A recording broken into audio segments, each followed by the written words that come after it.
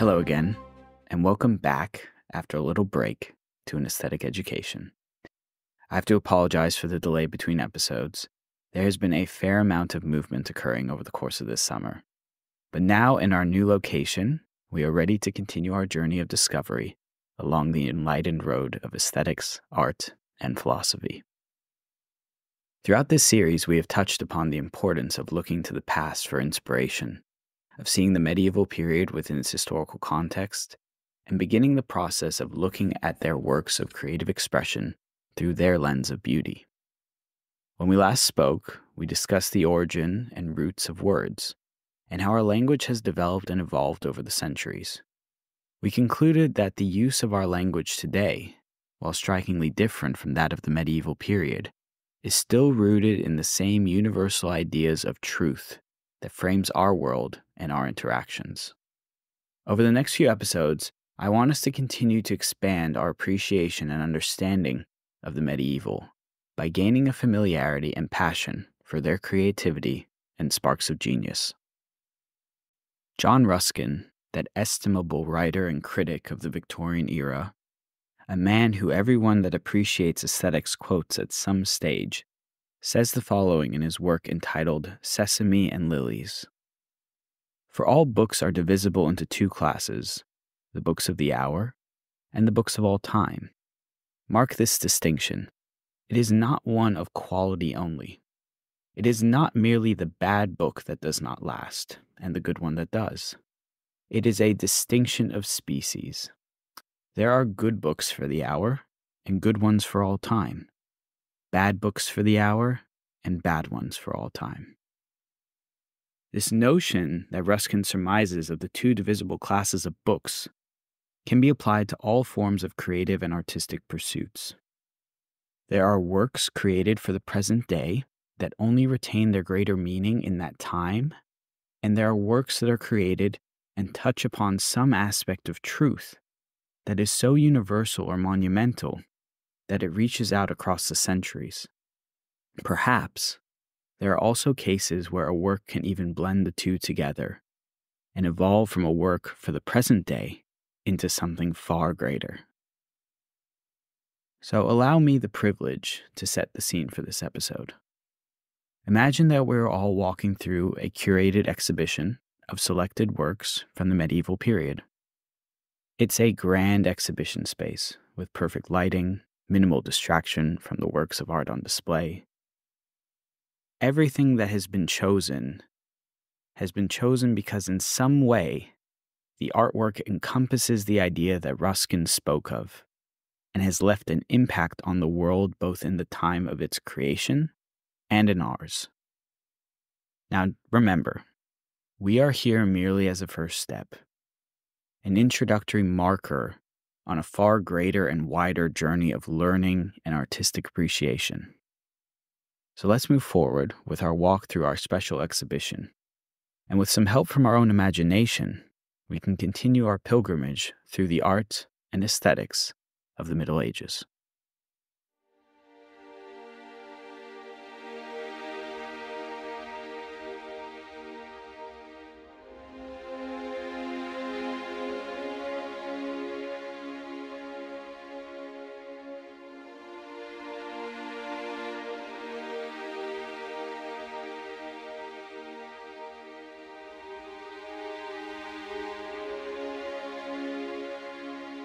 As we walk into the exhibition space, the lights are dimmed, and inside a special casing is a seemingly endless tapestry that wraps its way around the entire room.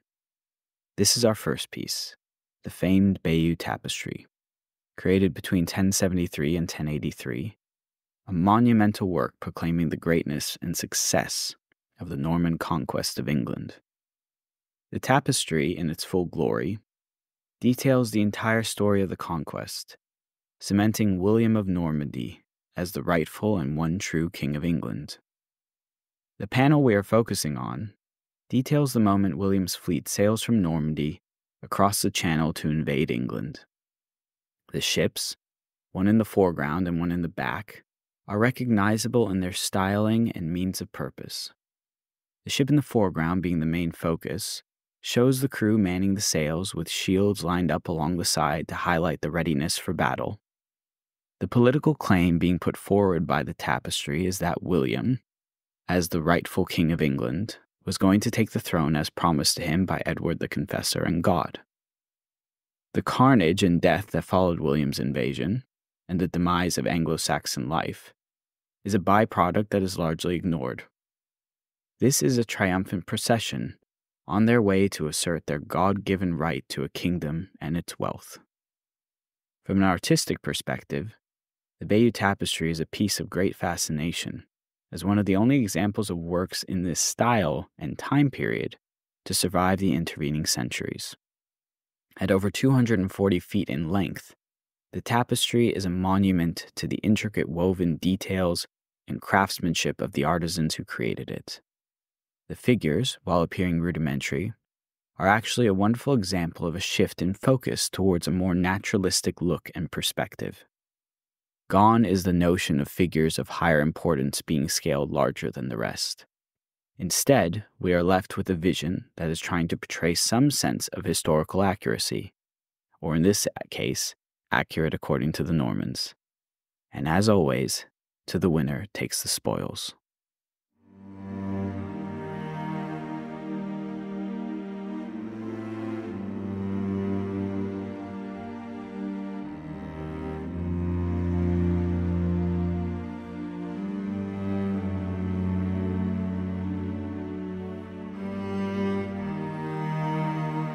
Leaving behind the Bayeux Tapestry, we step forward into a new space. With each step forward, centuries take shape, and with every movement, large changes are occurring throughout the world. We find ourselves facing a work that encompasses a powerful and insightful perspective on the 14th century. Oh, what a century it was, filled with so many disasters and calamities. A seemingly endless period of upheaval due to war, disease, famine, and political instability.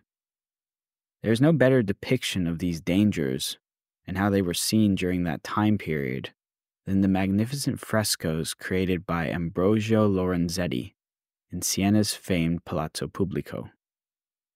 Lorenzetti created a series of frescoes in 1339, now entitled The Allegory of Good and Bad Government.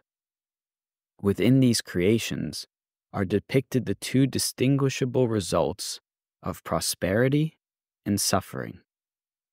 Let's first explore the positives of prosperity, which come from a form of good government.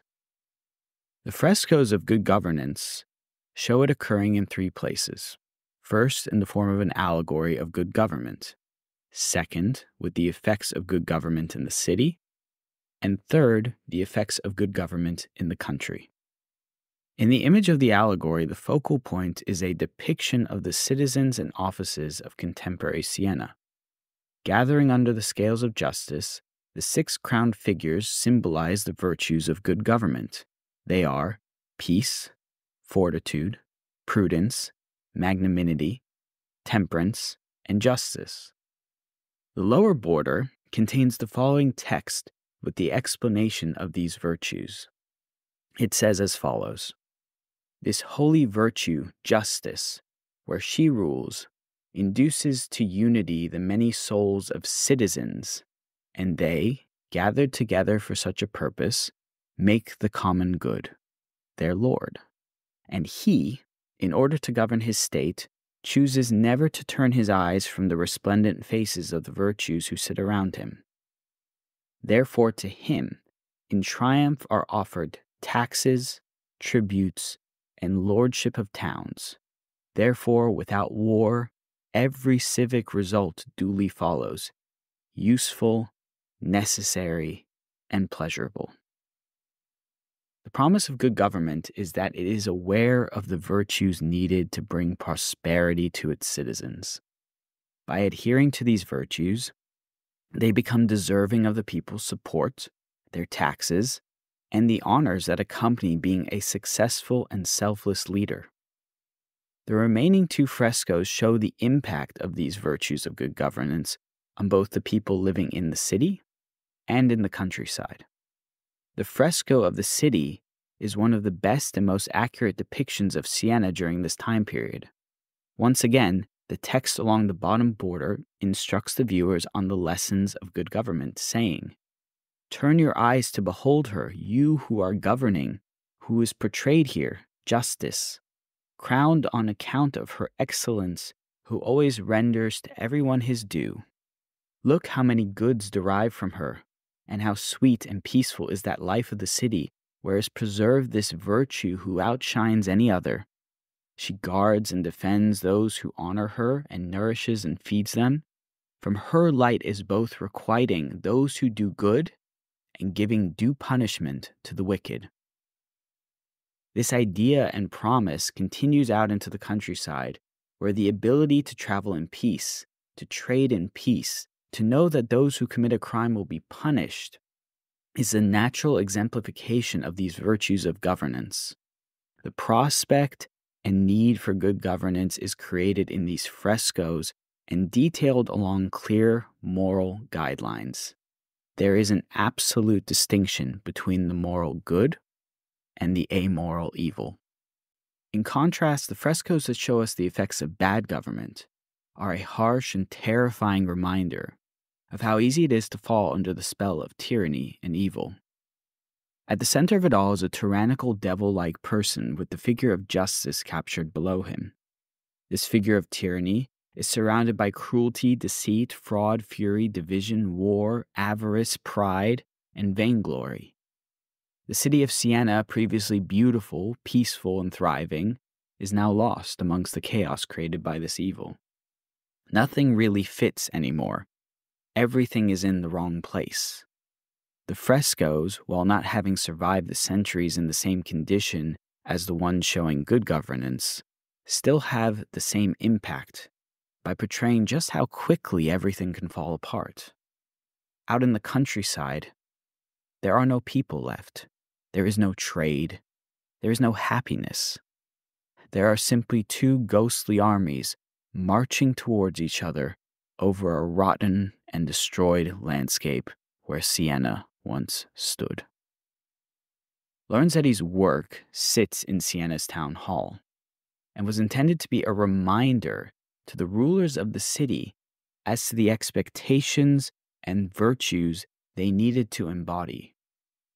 The definitive moral lines drawn between these two groupings of frescoes provide a deep level of perceptive insight into the understanding that medieval man had about the role of government and its moral functions.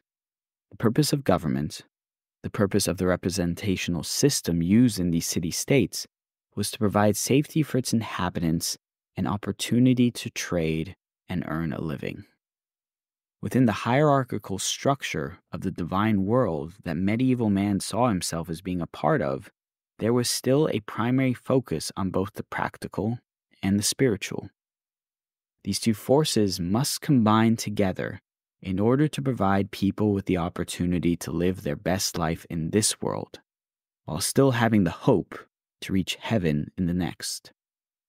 Despite the turmoil and upheaval of the world around them, the people of the medieval era managed to define those most important virtues of good governance, turning them to a practical system which, under the correct leadership, would respect the citizens, their work, and provide the peace and prosperity that has always been difficult for man to find.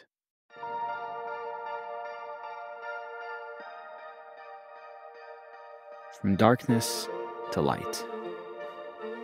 The centuries between the creation of the Bayeux Tapestry and the frescoes in Siena are marked by the evolution and progress of Western civilization. The visions of triumph presented in the Bayeux Tapestry forms a stark contrast to the hope of good government presented by Lorenzetti. One highlights the victory of one conqueror at the expense of a people and culture that would forever be changed. The other displays the eternal hope that when the rights of the individual citizen are protected, when man works towards embodying his greatest virtues, not his vices, when morality is combined with opportunity, then not only will peace and prosperity reign, but perhaps the world that is passed on will be that much closer to the divine. Thank you very much for listening. And until next time, this has been Altalena. Goodbye.